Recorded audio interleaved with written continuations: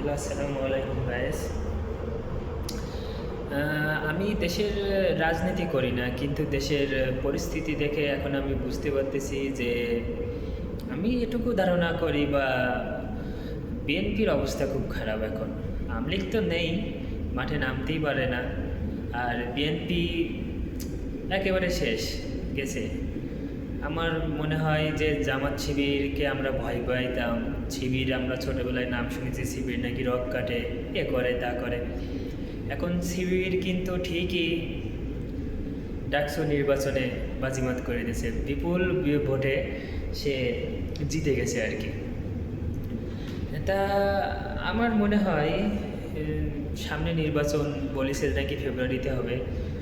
এটা আমার মন বলে না যে হচ্ছে যে ফেব্রুয়ারিতে নির্বাচন হবে। তো নির্বাচন হলে ভালো, কেন দেশের যে পরিস্থিতি, একটা নির্বাচিত সরকার হলে সবচেয়ে ভালো হয় আমি মনে করি। সেই প্রেক্ষিতে নির্বাচিত সরকার হওয়া ভালো। আর জামাত এখানে শিবির যে ডাকসু নির্বাচনে জয়লাভ করেছে, একটা ইতিহাস গড়েছে, এটার কারণে জামাতের অনেক বেনিফিট হবে।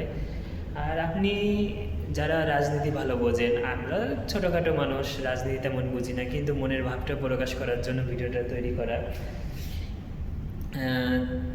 দেখেন, যখন ডাকসু নির্বাচন হয়েছে তখন কিন্তু ছাত্রদল কি করেছে বা বামপন্থী দলগুলো কি করেছে, কিন্তু শিবির কিন্তু একটা প্ল্যান বাই প্ল্যান আগাইছে। শিবিরের প্ল্যানগুলো খুব সূক্ষ্ম এবং নিখুঁতভাবে। এই এদের এত সুন্দর প্ল্যান, আমি শিবির অনেক আগে পছন্দ করতাম না, কিন্তু এখন শিবিরকে যে আমি প্ল্যানগুলো দেখছি, শিবিরকে যে স্টেপ বাই স্টেপ একটা ইনশাল্লাহ ভালো কিছু করবে শিবির। কিন্তু যাই হোক না কেন, আমি আশা করব আমাদের দেশটা আমাদের সবার, আমরা সবাই সুন্দরভাবে গড়ে তোলার চেষ্টা করতে হবে। আশা করি মেন সমস্যা কি জানেন, আমাদের আইন শৃঙ্খলাটা আগে ঠিক করে রাখতে হবে। আইন শৃঙ্খলা ঠিক তো আমাদের দেশ ঠিক।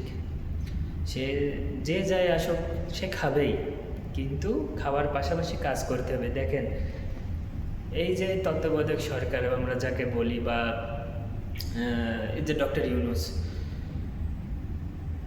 ইউনূস 1 বছরে কিছু করতে পারিছে? পারি নাই। কেন পারি নাই? তার মন থাকলেও সে করতে পারবে না, কারণ আমাদের আইন শৃঙ্খলা অবস্থা এখন খুবই অবনতির দিকে। আর আমি তেমন অতটা বুঝি না, কিন্তু এটা আপনাদের মানতে হবে, বিএনপি এখন খুব বিপদে আছে। বিএনপি পারতেছে না কিছু করতে। বিএনপি ভাবছে যদি আমরা কিছু একটু করি, তাহলে ছাত্র জনতা আমাদের বঙ্গবন্ধুর বাড়ির মতন যদি আমাদের খালেদা জিয়ার বাড়ি ভাঙি টাঙি দেয়। এটা তা কি হবে বলা যাচ্ছে না, আসে দেখা যাক। কিন্তু আমি এটুকু বুঝতে পারতেছি যে ছাত্র দল অবস্থা খুব খারাপ, কিন্তু ছাত্র শিবির, জামাত, এদের প্ল্যান খুব এখন নিখুঁতভাবে চলতেছে।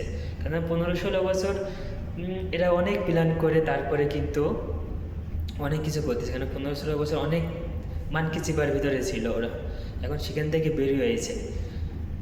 আর একটা জিনিস দেখবেন, শিবিরের ছাত্ররা অনেক ট্যালেন্ট, আর ওদের মানে স্টেপ বাই স্টেপগুলো আমার অনেক সুন্দর লাগছে। তা যদি আমার ভিডিওটা ভালো লাগে, শুনে কথাগুলো, তা ভালো থাকবেন সবাই।